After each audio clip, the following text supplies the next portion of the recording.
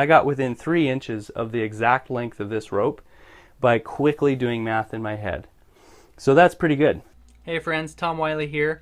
My goal with this channel is to help you gain confidence and grow your self-sufficiency by sharing with you my family story of homesteading a raw piece of land from scratch, and also sharing with you how-to and handyman tips, showing you that you can actually accomplish for yourself a lot of things that you may not even believe to be possible at this point, and showing you how to do it with things you can get your hands on.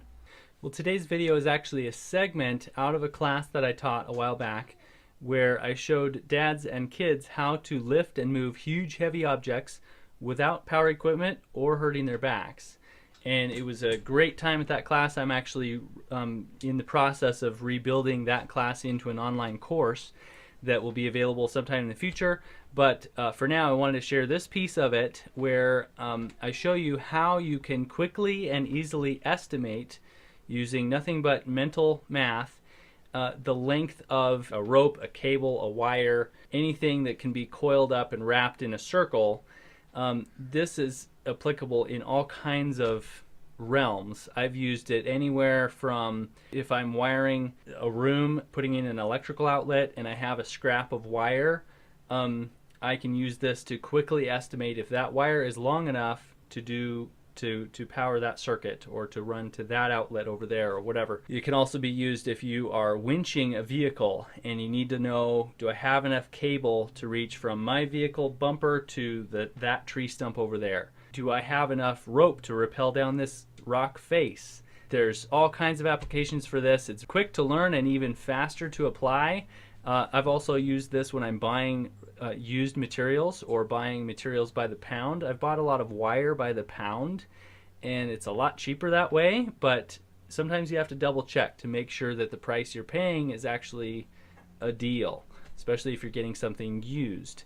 So I hope you enjoyed it. I'll just let you dive right in, and stay tuned to the end because I will be sharing an announcement and some updates on what's going on around our homestead. So I'll see you after the video, but for now, enjoy.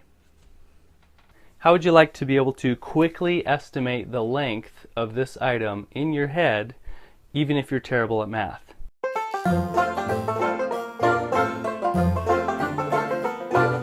Well, that's what I'm going to show you today. How do I know how long this rope is without unspooling it and measuring it and without doing super complicated math? To do that, I'll show you a principle called pi. And it's nothing fancy. You have learned about it in school, or you will soon if you're younger, but it's very, very simple. Here's a circle, and here is a piece of wire that I cut to be exactly the length of what's called the diameter of the circle, just the distance across the circle. That wire is the same length. So that wire equals one diameter of this circle. There's a relationship between the diameter and the circumference, the distance around the circle, and we can demonstrate that by just bending the wire to roughly the shape of the perimeter or the circumference of this circle. And I'm just going to draw, starting up here at the top, I'm going to draw, there's where the wire starts, here's where the wire ends, so that's one length of wire. I'm going to start it and end it again. There's a second length of wire, and then here's one more length of it. So you can see, if I know the distance across, then I can calculate the distance around by just multiplying by 3 plus a little bit. Technically, pi is 3.14, etc. The number keeps going with a longer decimal, but we aren't going to worry about that. In fact, I usually don't even worry about the 0.14. We might even address 3.1, but basically we're estimating. We are just wanting to see if we're in the ballpark of having enough rope for our project, or if the wire that we're buying by the pound is a comparable price to buying it by the foot. Okay, so here's the formula to remember to estimate the length of a coiled item. the formula is the number of wraps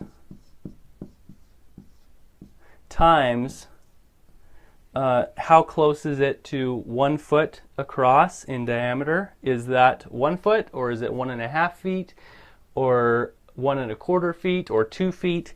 What is that relationship? For one, normally it's going to be times 1 because it would be 1 foot across ideally, but that number can change, and then times 3. If you get fancy, times 3.1, 3.14, but just do it times 3. And usually we'll add a little bit to cover that 0.14. That equals your length. So let's put that to work. This coiled rope is 1 foot across because I happened to make this coiled rope, but I'll show you, put it in a rough circle shape. And yep, it's about 12 inches across. There's a foot right there. So this thing is 1 foot across. So because of that relationship, that pi relationship, I know that for each time I have a full loop of rope around here, that represents a little over 3 feet going around one time. So all I have to do is count, okay, how many times did it go around times 3 feet? And really, if you look at it, if you just go 3.1, what does that mean? That means that it's 3 feet for every wrap that's a foot across. It's 3 feet plus 1/10 of a foot. So that means if I have 10 wraps, then I would have an extra foot. By the time I get through those 10 wraps, that 1/10 will add up and be 1 foot. It's a way to get close. We're not after super accuracy, we're just after, is this thing close? Or do I need to do something else? So, how many wraps? Because I see that here's one end of the rope, here's the other end of the rope, there's going to be one more half loop on this side because both the tails are here. So I'm going to do my counting on the opposite end where I know there's not that extra half wrap. So just count the wraps. 1, 2, 3, 4, 5, 6, 7, 8, 9, 10, 11, 12. 12 wraps plus a half wrap. So very quickly, in my head, 12 wraps, 12 times 3 is 36, plus a half wrap. What's half of 3? 1.5. So 36, 37 and a half. So 37 and a half. And then for every 10 wraps, we have 12 wraps, so that would be another 1.2 feet, or about 1.25 feet. So in total, we're looking at 37 and a half plus, so 38, basically 38 3/4, 39 feet, right around there, about 39 feet of rope right there. Well, guess what? If I were to measure this, it's 39.25 feet long. So hey, I got within 1/4 foot. That's only 3 inches. I got within 3 inches of the exact length of this rope by quickly doing math in my head. So that's pretty good. Okay, let's try another example, but with a greater number of wraps to see how our accuracy does. This one, it's wire that I bought by the pound at a recycler. And so say I'm wanting to see, okay, is this comparable to buying the wire new by the foot? Or should I just not buy it here? This one is also 1 foot across, thankfully. So our factor here is still 1. Both ends of the wire are right here, so there's there's a tiny bit of overlap. So basically, I can count anywhere on this side, and I know I don't have an extra partial wrap. So count the number of wraps: 1, 2, 3, 4, 5, 6, 7, 8, 9, 10, 11, 12, 13, 14, 15, 16, 17, 18, 19, 20. That's handy. 20 wraps. So 20 times 3 would be 60. So I know I have more than 60 feet here. Sometimes that's enough. Like you can get that far and go, oh, 60 feet? Okay, great. I only needed 50. Good to go. Let's get out of here. but sometimes you need a little more than that. So okay, I know I have at least 60 feet because I had 20 wraps. How about the 10th here?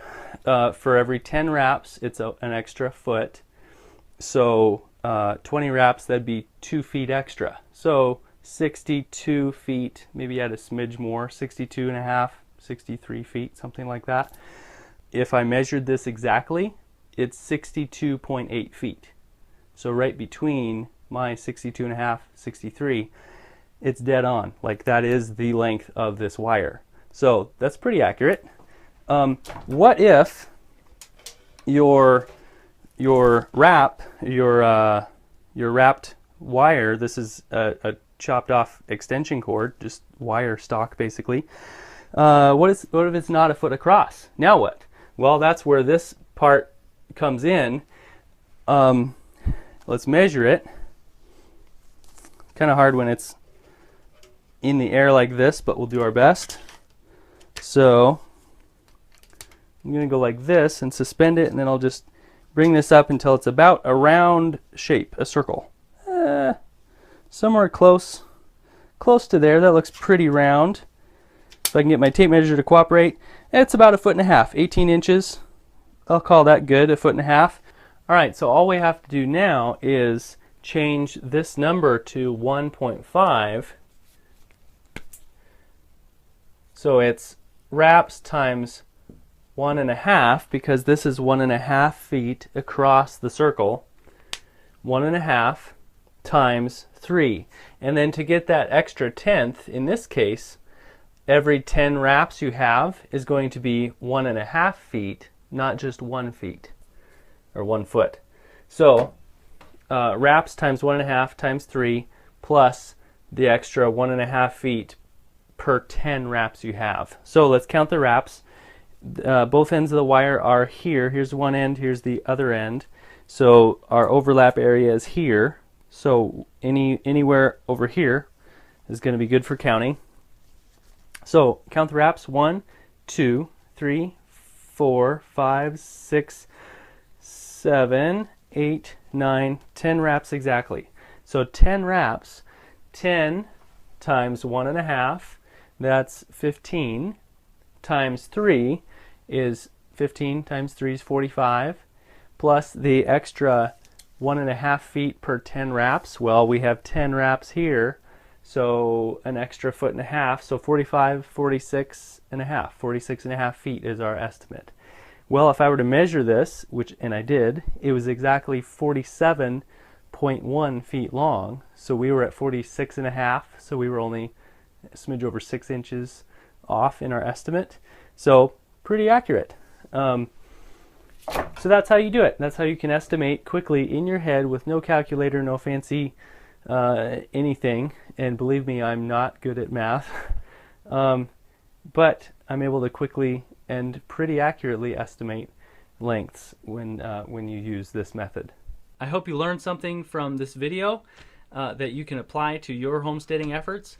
I wanted to just give you an update on this channel. My posting schedule as of late has been kind of sporadic, but I want to change that because my goal is to help you gain confidence in fulfilling your homesteading dreams, and to do that I need to post regularly. So starting last week, actually, I am now posting every Friday. So it won't necessarily be the same time of day at this point. I'm still dialing things in, but every Friday you can expect to see a new video from me. At this point, it'll be between vlog, video updates on our homestead. There's a lot of things that I've filmed over the last year that I haven't had time to edit or upload yet, so those are still coming, as well as the how-to tips like today, actually teaching you how to do something. So I'll kind of alternate between a vlog and a tip based on what's appropriate for that day. So expect that to be coming. As far as updates on our homestead, we are nearing the end of winter. It feels like it's getting warmer. The snow is melting away. We're having less and less snow nowadays and seeing more and more mud coming back. So we're dealing with a lot of mud right now. I just built a sort of third world country-esque log bridge over some really muddy area of our driveway. I actually need to do more of that. So I'll put that up in a video here coming soon, how we are getting through this muddy season with our front wheel drive minivan that has really low clearance and our two-wheel drive 1972 pickup, neither of which cars are all that great in heavy mud, but we're making it through with a little bit of creativity and some frugal use of resources available to us. So stay tuned for that, and if you like this video, give me a thumbs up, share it with a friend you think might appreciate it, comment below with any questions or suggestions on things you'd like to learn, and as always, if you like what you see here, subscribe if you haven't already, and you'll get more. Well, thanks a lot for watching, and I'll catch you later.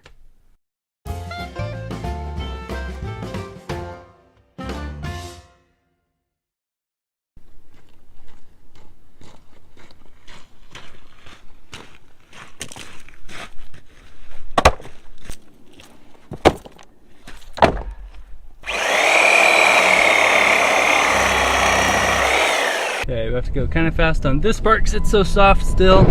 Oof. Yep, need to fix that. And then aim, hit the bridge. All right, we did it. Yay! On our way.